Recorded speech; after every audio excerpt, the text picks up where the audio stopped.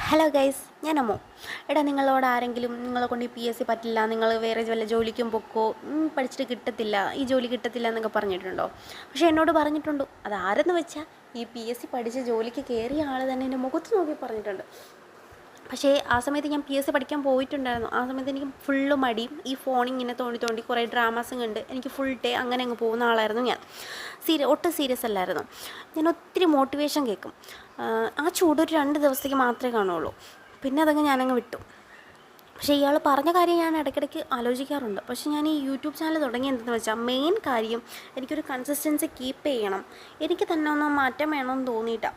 ഇപ്പോൾ ഒരു daily to do list ഇട്ടിട്ട് അത് തീർക്കാനുള്ളൊരു മനസ്സ് വേണം. പിന്നെ ഒരു ഡെയിലി വീഡിയോസ് ഇടണം. ഡേ ഫുള്ളും ഒരു 100% പ്രൊഡക്റ്റീവ് ആക്കണം. എന്നെ തന്നെ എനിക്കൊന്ന് മാറ്റണമെന്ന് തോന്നി. എനിക്ക് മുന്നിൽ കുറേ ആവശ്യങ്ങളുണ്ട്, പക്ഷേ ഒന്നിനും പൈസയില്ല. ആരൊക്കെടുത്തും ഇപ്പം പപ്പയ്ക്കും അമ്മയ്ക്കും എന്തെങ്കിലും ചെയ്തു കൊടുക്കാനാണെങ്കിൽ പോലും എൻ്റെ മുന്നിൽ പൈസയില്ല. ആരടുത്തും അങ്ങനെ തെണ്ടാൻ പറ്റത്തില്ലല്ലോ, നമുക്ക് നമ്മളല്ലേ ഉള്ളൂ.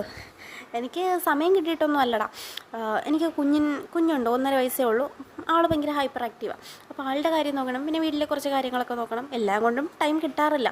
പക്ഷേ കുറച്ച് സമയം ഒപ്പിച്ചാണ് പഠിക്കുന്നത്. അതുപോലെ തന്നെ ഫോണും നോക്കും, ഇല്ലയെന്നൊന്നും ഞാൻ പറയുന്നില്ല. പക്ഷേ പണ്ടത്തെ പോലെ ഇല്ല, എല്ലാത്തിനും ഇപ്പോൾ ഒരു കൺട്രോളുണ്ട്. അപ്പം എനിക്ക് ഇത്രേ പറയാനുള്ളൂ കുഞ്ഞൊക്കെ ഉള്ള അമ്മമാരോടാണ്. എനിക്കറിയാം നിങ്ങൾക്ക് സമയം കിട്ടത്തില്ല, പക്ഷേ എങ്ങനെയും കുറച്ച് സമയം ഉണ്ടാക്കി പഠിക്കുക. പക്ഷേ അത് എന്നും കൺസിസ്റ്റൻ്റായിട്ട് എന്നും പോകാൻ നോക്കുക. എന്തെങ്കിലും കുറച്ച് നേരം, ഒരു അരമണിക്കൂർ, 1 മണിക്കൂറെങ്കിലും, 1 മണിക്കൂർ പോട്ടെ, ഒരു അരമണിക്കൂറെങ്കിലും നിങ്ങളെക്കൊണ്ട് പറ്റുന്ന രീതിയിൽ എന്നും കുറച്ച് സബ്ജക്റ്റ്, ഒത്തിരി ടോപ്പിക്കെങ്കിലും പഠിച്ച് വെക്കാൻ നോക്കുക. ഇല്ലെങ്കിൽ ഇതിന് ടച്ച് വിട്ടുപോടാ. എനിക്ക് ഇപ്പോഴും പുറകോട്ട് നോക്കുമ്പോഴത്തേക്കും ഒത്തിരി റിഗ്രറ്റ് ഉണ്ട്.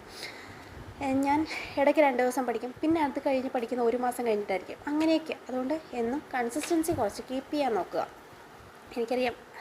പിന്നെ ഇത് കാണുന്നവരൊന്ന് സബ്സ്ക്രൈബ് ചെയ്യണേ, ലൈക്ക് ചെയ്യണം, കമൻറ്റ് ചെയ്യണം. താങ്ക്